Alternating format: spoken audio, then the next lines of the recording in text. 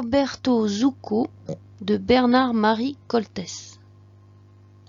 Roberto Zucco est une pièce inspirée de faits réels. Roberto Zucco, dangereux criminel, qui vient de tuer son père, s'évade le soir même de son arrestation. Débute alors une cavale jalonnée de meurtres, à commencer par celui de sa mère, et de rencontres dont la plus importante est celle de la gamine, qui viole et qui pourtant s'éprend de lui.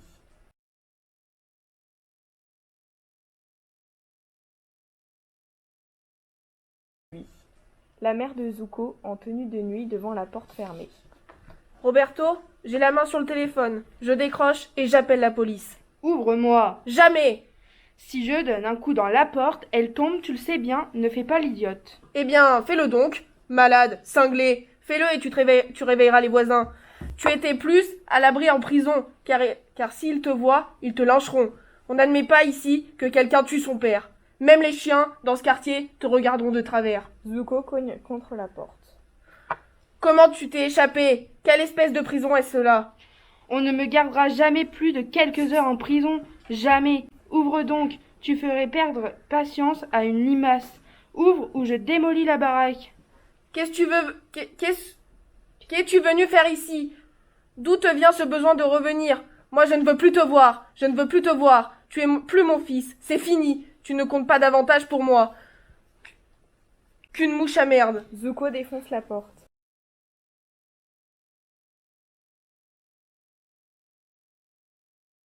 Roberto, n'approche pas de moi. Je suis venu chercher mon treillis. Ton quoi? Mon treillis, ma chemise kaki et mon pantalon de combat. Cette saloperie d'habit militaire. Qu'est-ce que tu as besoin de cette saloperie d'habit militaire? Tu es fou, Roberto. On aurait dû comprendre cela quand tu étais au berceau et te foutre à la poubelle. Bouge-toi, dépêche-toi, ramène-le-moi tout de suite. Je te donne l'argent. C'est de l'argent que tu veux, tu t'achèteras tous les habits que tu veux. Je ne veux pas d'argent, c'est mon treillis que je veux. Je ne veux pas, je ne veux pas. Je vais appeler les voisins. Hein. Je veux mon treillis. Ne crie pas, Roberto, ne crie pas, tu me fais peur. Ne crie pas, tu vas réveiller les voisins. Je ne veux pas te le donner, c'est impossible. Il est sale, il est dégueulasse. Tu ne peux pas le porter comme cela. Laisse-moi le temps de le laver, de le sécher, de le repasser. Je le laverai moi-même, j'irai à la laverie.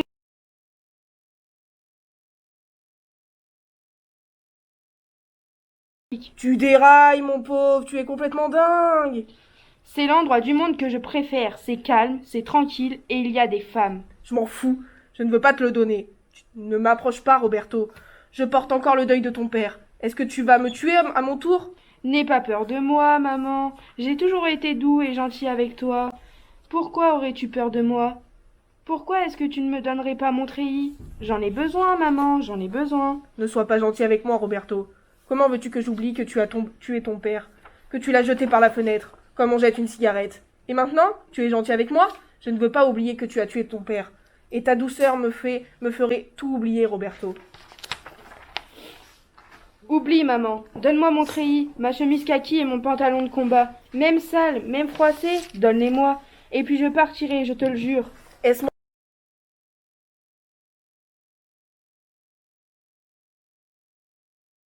moi qui t'ai accouché? Est-ce de moi que tu es sorti? Si je n'avais pas accouché de toi ici, si je ne t'avais pas vu sortir, et suivi des yeux jusqu'à ce qu'on te pose dans ton berceau, si je n'avais pas posé depuis le berceau mon regard sur toi sans te lâcher, et te surveiller chaque changement de ton corps au point que je n'ai pas vu les changements se faire, et que je te vois là, pareil à celui qui est sorti de moi dans ce lit, je croirais que ce n'est pas mon fils que j'ai devant moi. Pourtant, je te reconnais, Roberto. Je reconnais la forme de ton corps, ta taille, la couleur de tes cheveux, la couleur de tes yeux, la forme de tes mains. Ces grandes mains fortes qui n'ont jamais servi qu'à caresser le cou de ta mère, qu'à serrer celui de ton père, que tu as tué. Pourquoi cet enfant si sage pendant 24 ans est-il devenu fou brusquement? Comment as-tu quitté les rails, Roberto? Qui a posé un tronc d'arbre sur ce chemin si droit pour te faire tomber dans l'abîme? Roberto, une voiture qui s'est écrasée à fond dans un ravin, on ne la répare pas. Un train qui a déraillé, on n'essaie pas de le remettre sur les rails. On l'abandonne, on l'oublie. Je t'oublie, Roberto, je t'ai oublié.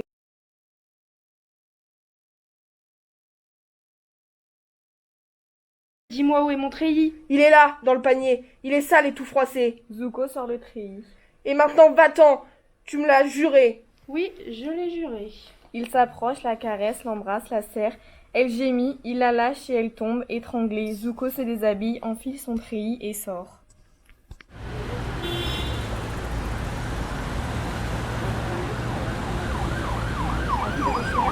Avec au centre le portrait de Zuko, sans nom, assis à côté, côte à côte sur le banc d'une station de métro.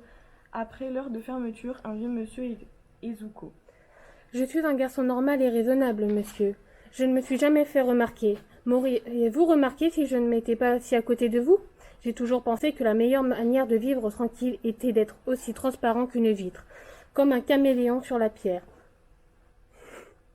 Passer à travers les murs, n'avoir ni couleur ni odeur, que le regard des gens qui vous traversent et voient les gens derrière vous, comme si vous n'étiez pas là. C'est une rude tâche d'être transparent. C'est un métier. C'est un ancien, très ancien rêve d'être invisible. Je ne suis pas un héros. Les héros sont des criminels.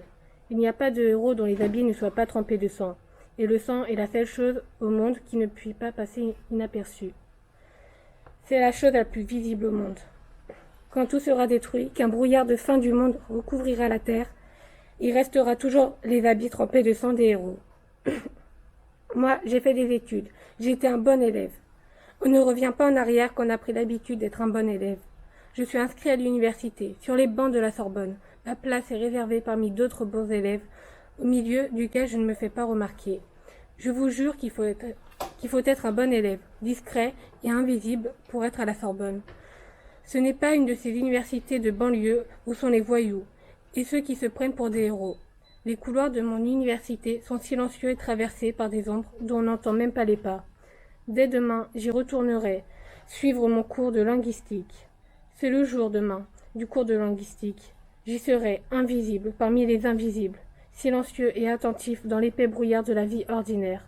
Rien ne pourra changer le cours des choses, monsieur. Je suis comme un train qui traverse tranquillement une prairie et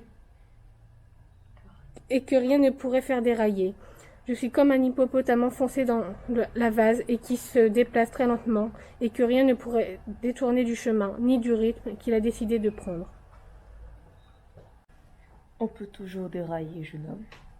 Oui, maintenant je sais que n'importe qui peut dérailler, n'importe quand. Moi, je suis un vieil homme, moi qui croyais connaître le monde et la vie aussi bien que ma cuisine. Patatras. Me voici hors du monde. À cette heure qui n'est, il n'en est pas une, sous une lumière étrange, avec surtout l'inquiétude de ce qui se passera quand les lumières ordinaires se rallumeront et que le premier métro passera et que les gens ordinaires comme je l'étais envahiront ces stations. Et moi, après cette première nuit blanche, il va bien me falloir sortir, traverser la grille enfin ouverte, voir le jour alors que je n'ai pas vu la nuit. Je ne sais rien maintenant de ce qui va se passer, de la manière dont je verrai le monde et dont le monde me verra. Ou ne me verra pas. Car je ne saurai plus ce qui est le jour et ce qui est la nuit. Je ne saurai plus quoi faire.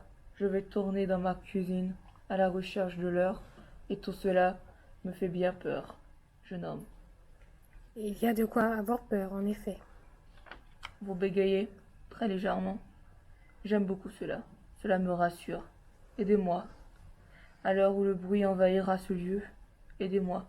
Accompagnez le vieil homme perdu que je suis jusqu'à la sortie et au-delà peut-être. Les lumières de la station se rallument, Zuko aide le vieux monsieur à se lever et l'accompagne. Le premier métro passe.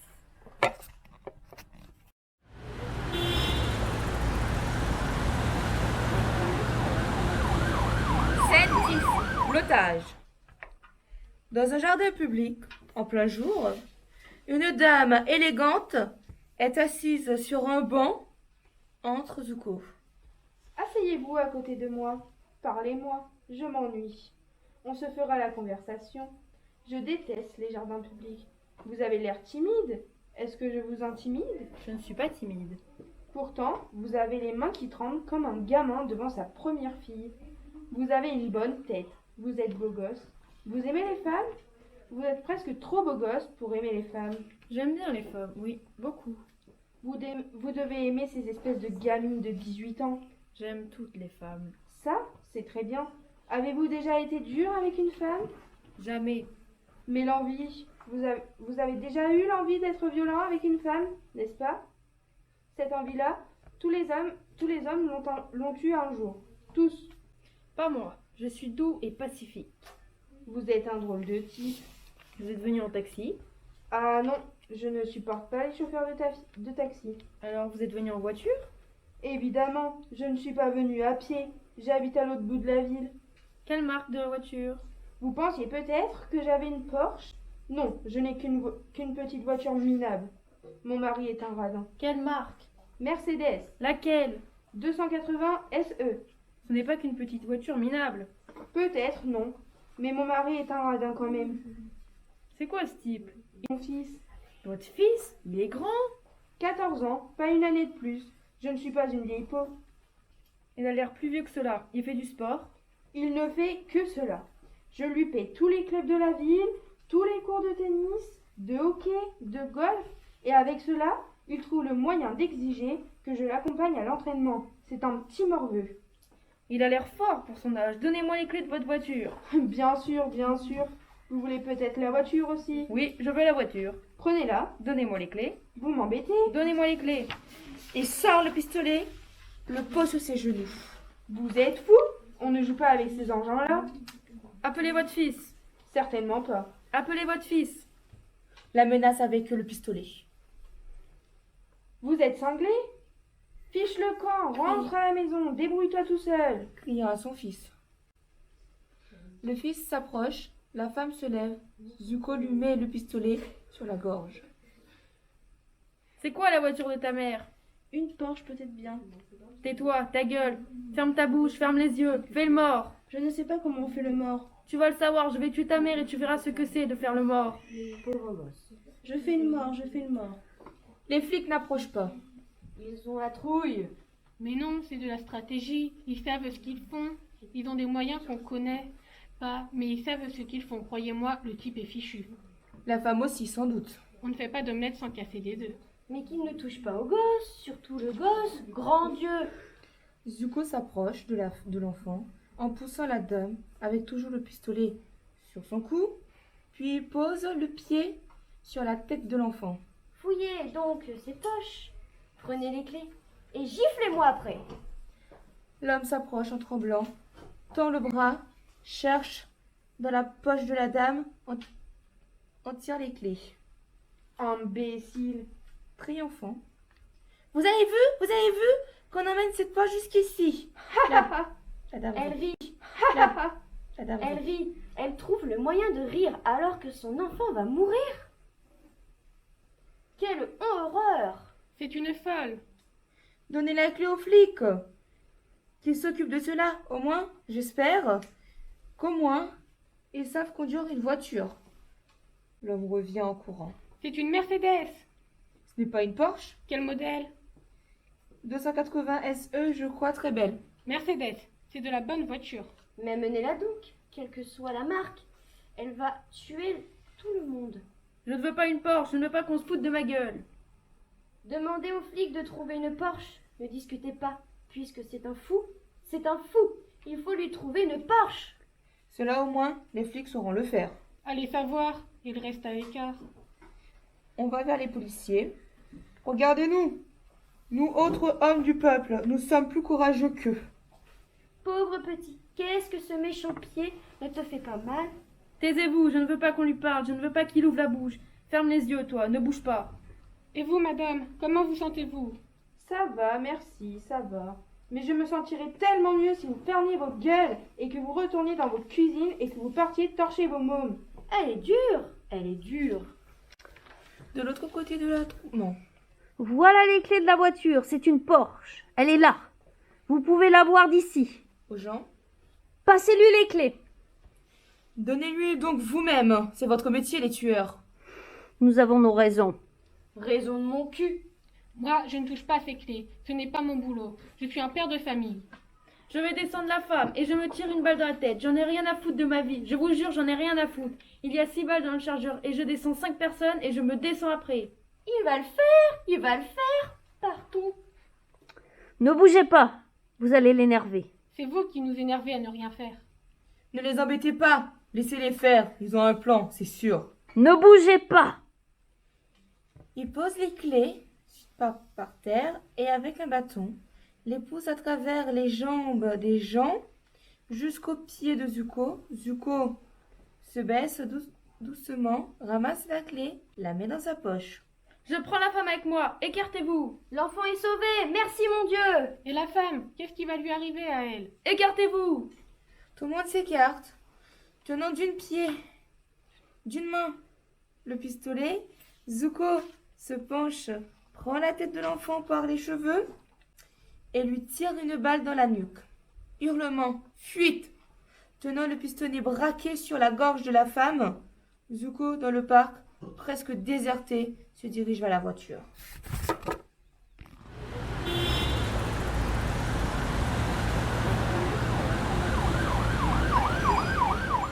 Scène 15, Zuko au soleil. Le sommet des toits de la prison à midi, on ne voit personne pendant toute la scène. Sauf Zuko quand il grimpe au sommet du toit, la voix gradin et de prisonniers mêlés. Roberto Zuko s'est échappé. Encore une fois? Mais qui le gardait? Qui en avait la charge? On a l'air de con. Vous avez l'air de cons, oui. Silence. Il a des complices. Non, c'est parce qu'il n'a pas de complice qu'il parvient toujours à s'échapper. Tout seul? Tout seul, comme les héros. Il faut chercher dans les recoins de couloirs. Il doit être planqué quelque part. Il doit être recroquevillé dans un cagibi et il tremble. Pourtant, ce n'est pas à vous qui le faites trembler, hein. Zuko n'est pas en train de trembler, mais de se foutre de votre gueule. Zuko se fout de la gueule de tout le monde. Il n'ira pas loin. C'est une prison moderne. On ne voit pas... On ne peut pas s'en échapper. Impossible. Strictement impossible. Zuko s'est fichu. Zuko est peut-être fichu, mais pour l'instant, il est en train de grimper sur le toit et de se foutre de votre gueule. Zuko, torse et pieds nus, arrive au sommet du toit. Que fais-tu là? Descends immédiatement. Zuko, vous êtes fichu. Ha ha ha.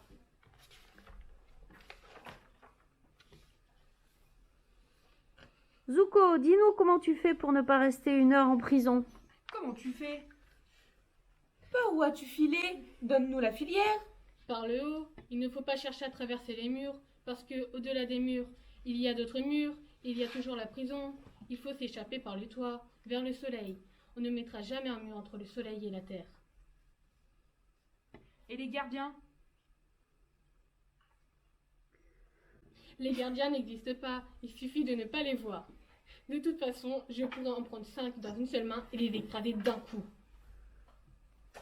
D'où te vient ta force, Zuko? D'où te vient ta force? Quand j'avance, je fonce, je ne vois pas les obstacles. Et comme je ne les ai pas regardés, ils tombent tout seuls devant moi. Je suis solitaire et fort, je suis un rhinocéros. Mais ton père et ta mère, Zuko. Il ne faut pas toucher à ses parents. Il est normal de tuer ses parents. Mais un enfant, Zuko, on ne tue pas un enfant, on tue ses ennemis, on tue des gens capables de se défendre, mais pas un enfant. Je n'ai pas d'ennemis et je n'attaque pas. J'écrase les autres animaux, non par méchanceté, mais parce que je ne les ai pas vus et que j'ai posé le pied dessus. Tu as de l'argent? De l'argent planqué quelque part? Je n'ai pas besoin d'argent, nulle part, je n'ai pas besoin d'argent. Tu es un héros, Zuko. C'est un Goliath. C'est Samson. Qui est Samson? Un truand marseillais. Je l'ai connu en prison, une vraie bête. Il pouvait casser la gueule de 10 personnes à la fois. Menteur. Rien qu'avec ses poings. Non, avec une mâchoire d'âne. Il n'était pas de Marseille. Il s'est fait baiser par une femme. Dalila, une histoire de cheveux, je connais. Il y a toujours une femme pour trahir. On serait tous en liberté sans les femmes. Le soleil monte, brillant, extraordinairement lumineux, un grand vent se lève. Regardez le soleil. Un silence complet s'établit dans la cour. Vous ne voyez rien? Vous ne voyez pas comme il bouge d'un côté à l'autre? On ne voit rien. Le soleil nous fait mal aux yeux, il nous éblouit. Regardez ce qui sort du soleil. C'est le sexe du soleil. C'est de là que vient le vent. Le quoi? Le soleil a un sexe? Vos gueules. Bougez la tête, vous le verrez bouger avec vous. Qu'est-ce qui bouge? Je ne vois rien bouger, moi. Comment voudrais-tu que quelque chose bouge de là-haut? Tout y est fixé. Depuis l'éternité et bien cloué, bien boulonné. C'est la source des vents. On ne voit plus rien. Il y a trop de lumière. Tournez votre visage vers l'Orient et il s'y déplacera. Et si vous tournez votre visage vers l'Occident, il vous suivra. Il est fou. Il est fou, il va tomber. Arrête, Zuko, tu vas te casser la gueule. Il est fou, il va tomber. Et je suis mort. Le soleil monte, devient aveuglant comme l'éclat d'une bombe atomique. On ne voit plus rien.